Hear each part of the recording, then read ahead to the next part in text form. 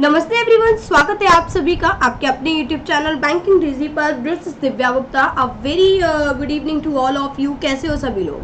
तो logical reasoning के एक और सेशन में आप सभी का बहुत बहुत स्वागत है। इससे पहले हम लोग लॉजिकल रीजनिंग के अंदर ऑलरेडी मैं बात करूँ यहाँ पर तो कोर्स ऑफ एक्शन कंप्लीट कर चुके हैं, स्टेटमेंट और अजम्पशंस को कंप्लीट कर चुके हैं, ठीक है, स्टेटमेंट कंक्लूजन कंप्लीट कर चुके हैं। आज हम लोग बात करेंगे कॉज एंड इफेक्ट की, ठीक है।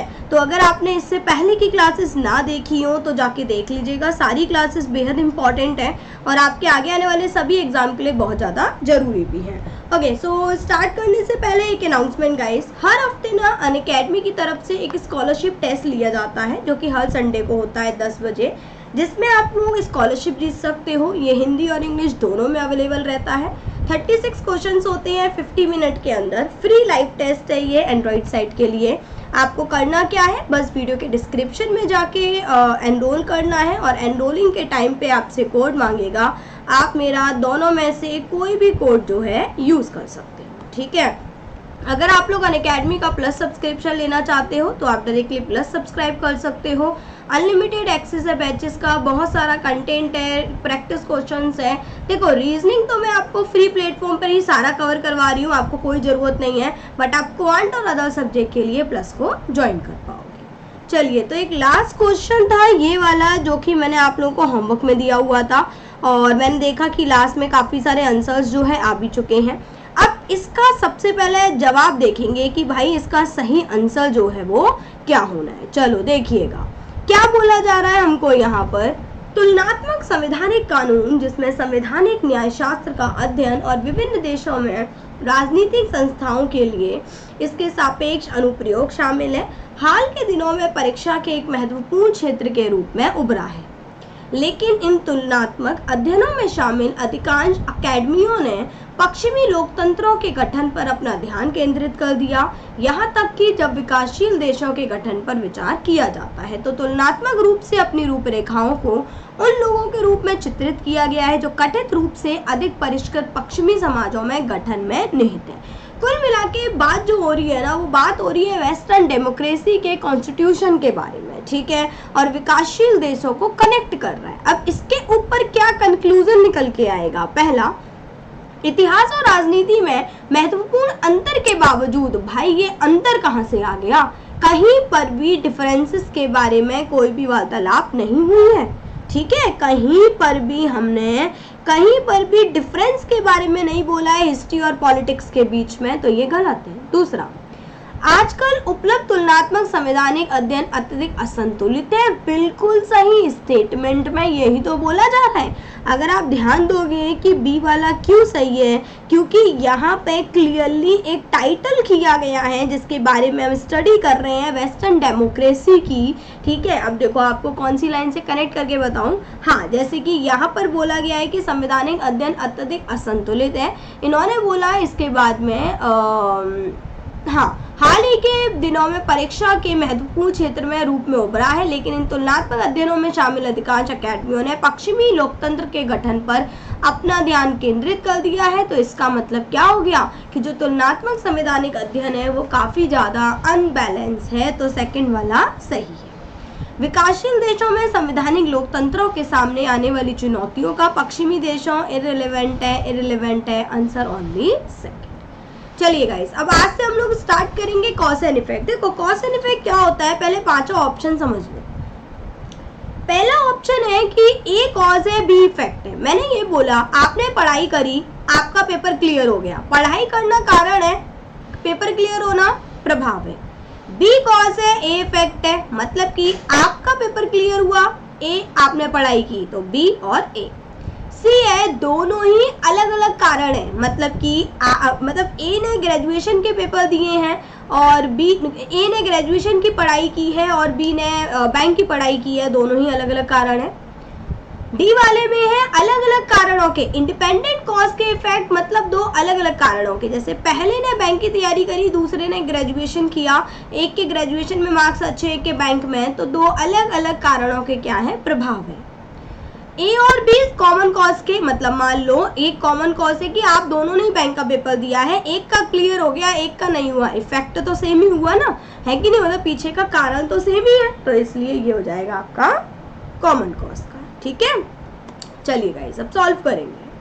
The food prices touch an all time high during this weekend, मतलब कि इस सप्ताह के दौरान खाद्य कीमतें उच्च रही, मतलब जो खाद्य कीमतों के बारे में यहाँ पर बात की जा रही है ना, वो हम लोग देख रहे हैं कि खाद्य कीमतें क्या रही हैं, उच्च रही हैं। ठीक है भाई, आगे बढ़ेंगे इसके बाद में।